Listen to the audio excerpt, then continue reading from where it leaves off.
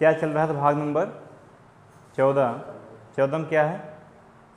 संघ लोक सेवा आयोग। भाग नंबर 14 की बात करें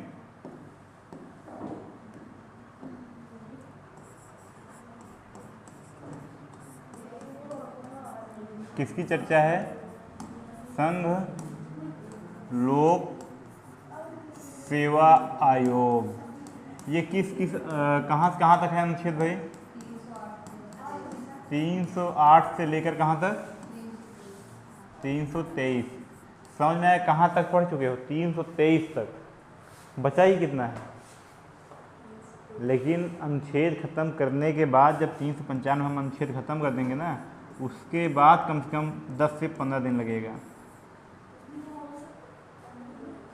ठीक है? कैसे? संविधान सभा का गठन कैसे हुआ, फिर कौन कौन से स्रोत कहाँ कहाँ से लाए गए, समझ रहे हो ना? बताया था, हिंदी में बताएंगे। या फिर ओपेक्स क्या होता है, यूएनए क्या होता है, यानी विदेशी रिश्ता क्या है, रिलेशन क्या है, ये सब इक्वालिटी में ही आता है। यानी पॉलिटी के साथ साथ आपका एक सब्जेक्ट ये भी हो जाएगा कि विदेशी रिश्ता यानी रिलेशन क्या है। ठीक है, ये अलग से पढ़ाया जाता है, इसी में पढ़ा दिया जाएगा। तो 308 से लेके 323 तक कल बताया गया था। 311 महत्वपूर्ण है, 312 महत्वपूर्ण है और 315 ना, यही बताया गया था। 311 में किसकी चर्चा है? जो यूपीएससी निकाल के आते हैं, यानी IAS, IAS, IPS और IFS। और ये बता दें यूपीएससी इन लोगों का एग्जाम कंडक्ट करवाती है, यानी ये पद के नाम है, यूपीएससी नहीं है। यूपीएससी जैसे एक आर, ध्यान देना, रेलवे है ना, तो रेलवे में जैसे आते हैं मान चलिए बैंक, और फिर जो हो गए मान चलिए लोको पायलट, जितने भी हैं, इन लोगों का एग्ज़ाम कंडक्ट कौन करवाती है? आरआरबी करवाती है ना। ठीक है, तो इसी प्रकार से ये इनका एग्ज़ाम कंडक्ट करवाती है बस। ठीक है, यूपीएससी। तो जो एग्ज़ाम कंडक्ट करवाती है उसके अध्यक्ष भी तो होते होंगे, तो आज हम इनके अध्यक्ष के बारे में पढ़ेंगे। उसके बाद यदि हम बात करें यूपीएससी और कौन से कौन एग्ज़ाम कंडक्ट करवाती है बताइए? हाँ, ध्यान देना, एनडीए क्या करवाती है?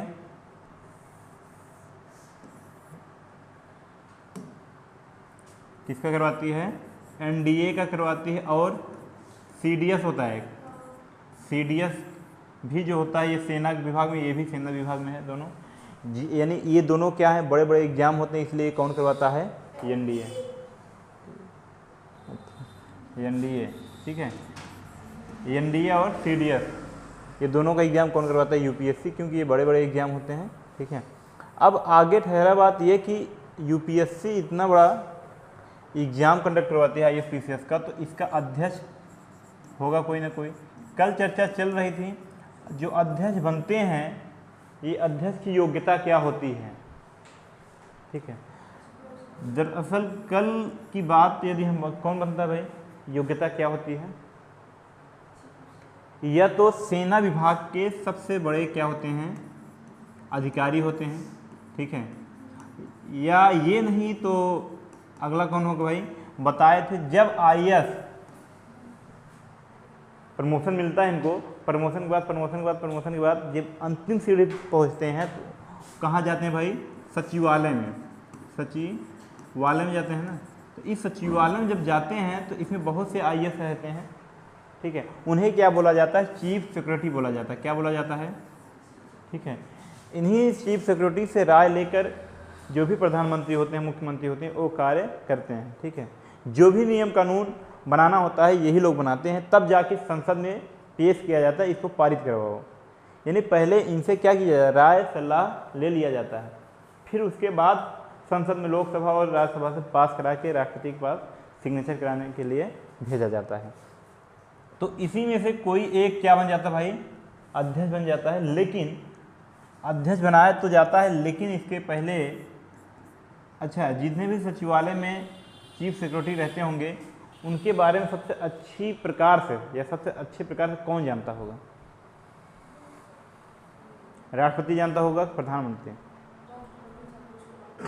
प्रधानमंत्री जानता होगा। क्यों जानता होगा? क्योंकि प्रधानमंत्री ही पूरे देश को चला रहा है ना, और प्रधानमंत्री ही इनसे राय सलाह लेता है, कौन बढ़िया बात बता रहा है कौन नहीं बता पा रहा है, ये तो प्रधानमंत्री ही जानेंगे ना। तो प्रधानमंत्री क्या करते हैं? सलाह देते हैं। क्या देते हैं? सलाह। और सलाह देने के बाद किसको देते हैं? राष्ट्रपति को। और राष्ट्रपति क्या करते हैं? इन्हें नियुक्त कर देते हैं क्या? अध्यक्ष। ठीक है, ये अध्यक्ष बन गए। अध्यक्ष बनने के बाद यदि हम बात करें इनकी योग्यता समझ में आई ना, योग्यता क्या है, कैसे बनते हैं। अब यदि आगे बात करें, इनका कार्यकाल बताया गया था। देखिएगा पीसीएस के भी अध्यक्ष होते हैं, ठीक है, तो ये स्टेट लेवल के हैं। तो आगे ये कार्यकाल की बात करें तो कितने वर्ष बताया गया था? यदि संघ के लिए हैं और राज्य के लिए, दोनों के लिए अलग अलग बताया गया था। कार्यकाल तो दोनों के लिए कितना वर्ष है भाई? 6 वर्ष है। पर एक कंडीशन और क्या था कि हाँ, इनकी उम्र कब तक? 65 वर्ष तक उम्र, और इनकी उम्र कब तक? 62 वर्ष तक। यानी जो पहले पूर्ण हो जाए, यदि कार्यकाल पहले पूर्ण हो जा रहा है ये, नहीं तो ये। इसका मतलब जानते हो ना, एक दिन बताए भी थे। देखिए जैसे मान चलिए कोई व्यक्ति 50 वर्ष की आयु बन गया अध्यक्ष, इनका कार्यकाल कितने वर्ष तक चलेगा भाई? 56 वर्ष तक ना, 6 वर्ष पूर्ण हो गया ना, तो ये तो है 6 वर्ष। लेकिन यदि कोई व्यक्ति बन गया मान चलिए 63 वर्ष में, कितने वर्ष में? 63 वर्ष में अध्यक्ष बना, इनका कार्यकाल कितना तक चलना चाहिए था? 6 वर्ष जाएगा तो 69 वर्ष हो जाएगा ना। लेकिन बोला क्या गया है? लास्ट कितने तक? 65 वर्ष तक। तो 65 वर्ष के पहले ही क्या हो जाएंगे ये, यानी 65 वर्ष तक रहेंगे, उसके बाद क्या हो जाएंगे? रिटायर। यानी ये कंडीशन समझ में आया दोनों। यानी जो पहले पूर्ण हो जाए, अगर 6 वर्ष पूर्ण हो जा रहा है तो 6 वर्ष, नहीं तो 65 वर्ष। ये था। देखिए, और याद करने के ये भी हम संघ क्या होता है? बड़ा होता है इसलिए 65 वर्ष, और राज्य क्या होता है? छोटा होता है इसलिए 62 वर्ष। अब यदि बात करें, अध्यक्ष गलत भी कर सकते हैं कि नहीं कर सकते हैं? कोई भी व्यक्ति गलत कर सकता है, कितना भी बड़ा सज्जन क्यों ना हो, ठीक है। भूल से गलती हो जाती है, ठीक है, जानबूझकर नहीं गलती हो रही तो भूल से हो जाती है। पर ये ध्यान दीजिएगा, आपके जो अच्छाई है लोग ध्यान नहीं देंगे। अगर आप जैसे 100 अच्छाई कर रहे हो, कोई दिक्कत नहीं, बहुत अच्छे हो, लेकिन एक गलती का लोग इंतजार करते हैं। बस आप एक गलती कर दीजिए, उस दिन 100 अच्छाई आपकी खत्म हो जाएगी। बस क्या ध्यान दिया जाएगा? एक गलती। ये लोगों की मानसिकता है, हर लोगों की मानसिकता है। ऐसा नहीं होना चाहिए, क्योंकि 100 सही तो काम किया है, एक गलत कर दिया तो उसको माफ़ कर देना चाहिए। हो सकता है भूल से हो गया हो, कभी कभी ऐसा नहीं होता कि हम अच्छा करने के नाते गलत हो जाता है, होता है ना। कभी हम ये सोचते हैं कि अच्छा कर रहे हैं, लेकिन अच्छा होने के नाते हर अच्छा काम हर व्यक्ति को पसंद नहीं आता। अब करें क्या? तो ये हो गया संघ और राज्य की समझ में आया। यदि अध्यक्ष गलत कर रहे हैं तो गलत करने के लिए आपको ये बताया गया, जितने भी बड़े पद होंगे उनको हटाने के लिए, जैसे सुप्रीम कोर्ट हो गए, राष्ट्रपति हो गए, उपराष्ट्रपति हो गए ना, वित्त आयोग हो गए, चुनाव आयोग तो अभी पढ़ाया नहीं है, आगे पढ़ाएंगे तब बताएंगे। तो जो बड़े पद हैं, ये भी बड़ा पद है भाई, तो इनको हटाने के लिए क्या करना पड़ेगा? बोलिए बोलिए, कि हटाने के लिए क्या करना पड़ेगा? ध्यान देना, हमने क्या बताया आपको, जितने भी बड़े पद हैं, जैसे राष्ट्रपति हो गए, उपराष्ट्रपति हो गए, ठीक है, और उसके बाद वित्त आयोग हो गए, या और भी बड़े पद हो गए, या फिर अभी हमने बताया यूपीएससी के चेयरमैन कह सकते हैं या अध्यक्ष कह सकते हैं ना, चेयरमैन को ही अध्यक्ष कहा जाता है। अब यूपीएससी के अध्यक्ष हो गए, इन सभी को हटाने के लिए क्या करना पड़ेगा? आप लोग जानते होंगे क्या? महाभियोग ना, तो महाभियोग ना। अब ध्यान देना, महाभियोग इन सब के लिए आता है, पर इनके लिए नहीं आता है। महाभियोग सुप्रीम कोर्ट के लिए भी आता है, सुप्रीम कोर्ट के न्यायाधीश को, हाई कोर्ट के न्यायाधीश को, यानी महाभियोग जैसी प्रक्रिया, ठीक है, हटाने के लिए आता है, पर इनको हटाने के लिए नहीं आता, क्योंकि ये बहुत ज़्यादा पढ़े लिखे होते हैं, ठीक है। इनको हटाने के लिए क्या होना पड़ता है, कदाचार लाना पड़ता है। क्या लाना पड़ता है, कदाचार। और अब ये सोचो कि ये नया शब्द आया, कदाचार क्या है ना, देखिएगा ना तो इनको वोट दिया गया है, ना किसी का सपोर्ट दिया गया है। ये एग्ज़ाम यूपीएससी जैसे एग्ज़ाम को निकाल कर आईएएस बने। आईएएस बाद प्रमोशन पे प्रमोशन होते हुए कहाँ पहुँच गए, सचिवालय। सचिवालय के बाद इन्हें चुना गया क्या, राष्ट्रपति। इसमें संसद का कोई अहम भूमिका है नहीं है ना, संसद का नेताओं का अहम भूमिका है इसमें नहीं है ना। तो हम नेता के ऊपर क्यों छोड़ देंगे, संसद में जितने भी बैठे हैं नेता ही तो बैठे हैं ना, तो इनके ऊपर हम क्यों छोड़ देंगे। ये सही कर रहे हैं कि गलत कर रहे हैं, इनको कैसे खबर चलेगी भाई। ये अगर इनके बराबर पढ़े लिखे होंगे तब तो जान पाएंगे ना। यही सब सिखाते हैं घोटाला करना, कैसे घोटाला किया जाता है, ठीक है। तो ये जाके घोटाला करते हैं। बहरहाल तो अब देखिए ये क्या करेंगे, नेता ज़्यादा से ज़्यादा क्या करेगा जानते हो, कोर्ट में जाएगा। किस कोर्ट में, सुप्रीम कोर्ट में, ठीक है। और सुप्रीम कोर्ट के जज से कहेगा भाई जो यूपीएससी के अध्यक्ष हैं, ठीक है, यूपीएससी के अध्यक्ष हैं वो सही नहीं है। तो ये सुप्रीम कोर्ट का जज भी तो पढ़ा लिखा होगा, वो भी तो देख रहा है कौन सही है कौन नहीं सही है। नेताओं का हाथ इसमें ना आने पाए, इसीलिए इस पर महाभियोग नहीं रखा गया है। नहीं तो डरवा धमका के महाभियोग ला देंगे, उसका कैरियर खत्म हो जाएगा। ईमानदारी के दम पे यूपीएससी का अध्यक्ष बना होता भाई। बताया था कल ना, जो 20 साल 22 साल में यूपीएससी निकालता है, यानी डीएम बनता है, यानी आईएएस बनता है या डीएम बनता है, वो जाके सचिवालय में पहुंच पाता है। वो भी जब सचिवालय में पहुंचता है तो बूढ़ा हो जाता है, ठीक है, कम से कम 42-43 साल हो जाता है, 45 साल। तब इतने दिन की ईमानदारी पे दाग लग जाएगा, नहीं लग जाएगा। तब सुप्रीम कोर्ट जांच करता है कि क्या वाकई में कदाचार मतलब उनका व्यवहार, कदाचार का मतलब क्या होता है, व्यवहार सही ना होना, ठीक है। तब कदाचार की जांच होती है। यदि कदाचार में ये दोषी पाए जाते हैं अध्यक्ष जी, तब इनको हटाया जाएगा, नहीं तो नहीं हटाया जाएगा। अच्छा, कदाचार कौन ले जाएगा, संसद के नेता या मुख्यमंत्री या प्रधानमंत्री, ये भी तो नेता होते हैं, ठीक है। बस मुख्यमंत्री कहाँ के नेता होते हैं, राज्य के होते हैं, ठीक है। तो राज्य वाला राज्य में ले जाएंगे, ठीक है। तो अब यूपीएससी के चेयरमैन को हटाने के लिए क्या लाना पड़ता है भाई, कदाचार। ये नया शब्द है, ये याद रखिएगा, ठीक है। बाकी सब पर क्या है, महाभियोग जैसी प्रक्रिया है, और एक पे क्या है, महाभियोग है, ठीक। इस प्रकार सुप्रीम कोर्ट यूपीएससी के चेयरमैन को हटा देता है, ठीक है। बाकी सब कुछ हो ही गया है लगभग। कल ये बता ही दिए थे कि आईएएस जो होता है किसके द्वारा चलता है, कार्मिक मंत्रालय द्वारा। आईपीएस जो होता है गृह मंत्रालय द्वारा चलता है। आईएफएस जो होता है पर्यावरण विभाग द्वारा चलता है या पर्यावरण मंत्रालय द्वारा, बताया था ना। उसके बाद ध्यान देना, आईएएस और आईपीएस स्वतंत्र रूप से, मतलब जब संविधान बन रहा था तभी शायद है। आईएफएस बाद में आया, कब आया भाई, 1966, यानी 1 जुलाई 1966, ठीक है। ये बता ही दिए थे लगभग। और आगे है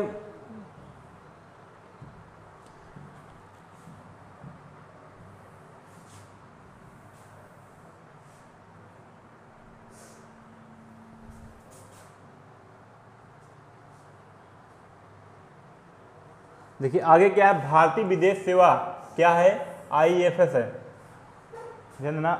इंडियन फॉरेस्ट अलग है, और एक फॉरेस्ट माने होता है विदेश ना, वो वाला है, हाँ फॉरेन, हाँ इंडियन फॉरेन सर्विस, यानी आईएफएस में ध्यान देना 2 है। एक आईएफएस माने हो सकता है, ये ध्यान देना, ये वाला एक है, कौन वाला, ये वाला जो 1900 कब आया, 1966 में आया, ठीक है। आईएफएस ये क्या है, भारतीय वन सेवा, यानी इंडियन फॉरेस्ट सर्विस। और ये वाला कौन है, इंडियन फॉरेन सर्विस, ठीक है। ये भी कैसे हम बताए थे जब पढ़ा रहे थे कि संघ लोक सेवा पढ़ाया था ना, पहला भारतीय संघ लोक सेवा ना, और उसके बाद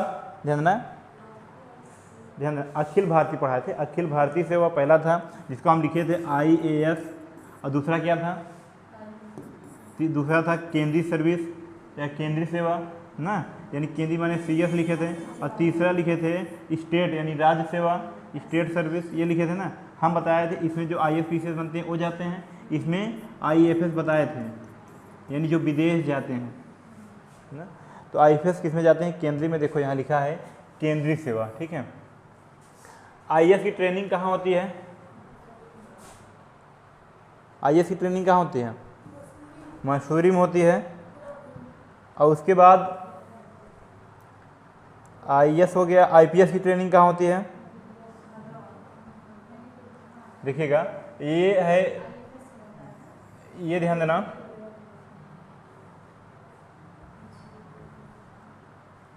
ये मसूरी है। मसूरी में किसकी ट्रेनिंग होती है? IAS किसकी होती है? और हैदराबाद में किसका होता है? IPS। याद रखिएगा IAS और IPS दो पहले से थे, तो एक ऊपर हो गया एक नीचे, खत्म कहानी। उसके बाद जो भारी होता है, दमदार होता है, दमदार कौन होता है? IAS या IPS? IAS। तो IAS को ऊपर रखना है, IPS को नीचे। उसके बाद जो बाद में आ रहा है तो बाद वाले को ऊपर चढ़ा देना, IFS, ठीक है। ये है देहरादून में, ये कहाँ है? मसूरी में। ये कहाँ है? हैदराबाद में, ठीक है। अब ये है लाल बहादुर शास्त्री, ये हैं सरदार वल्लभ भाई पटेल, ये कौन है? इंदिरा गांधी। देखिए यही है। IAS की ट्रेनिंग कहाँ होती है? मसूरी में, जिसका नाम क्या है? लाल बहादुर शास्त्री राष्ट्रीय प्रशासनिक अकेडमी। जब हमें इतना मालूम रहेगा लाल बहादुर शास्त्री, तो आगे तो याद ही हो जाएगा, ठीक है। उसके बाद IPS की ट्रेनिंग कहाँ होती है? हैदराबाद में। हैदराबाद जिसका नाम क्या है? सरदार वल्लभ भाई पटेल राष्ट्रीय पुलिस एकेडमी। IFS की इंदिरा गांधी राष्ट्रीय वन प्रशासनिक एकेडमी देहरादून में है। ये हो गया। हाँ, एक भाग, समय कितना हो रहा है? 2 मिनट है, उसको हम पढ़ा के ख़त्म कर देते हैं ताकि 15 बच्चे।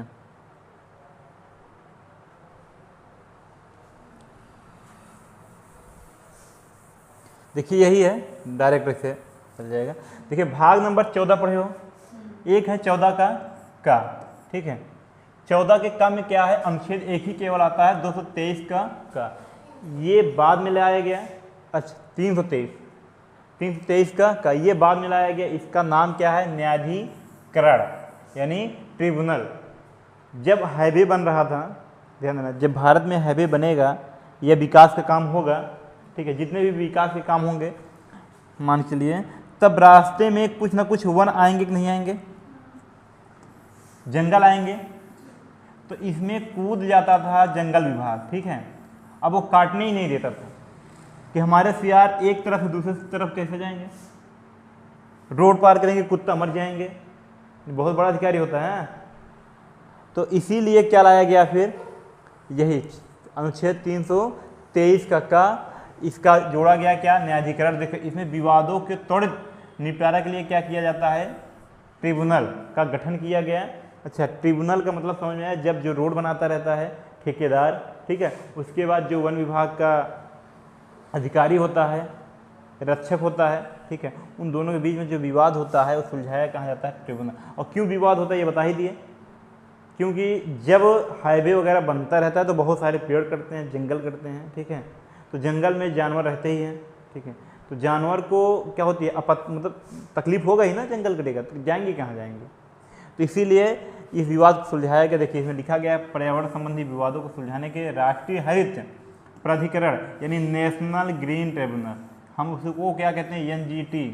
इसका नाम सुने होगे आप, NGT। इसके अध्यक्ष कौन है?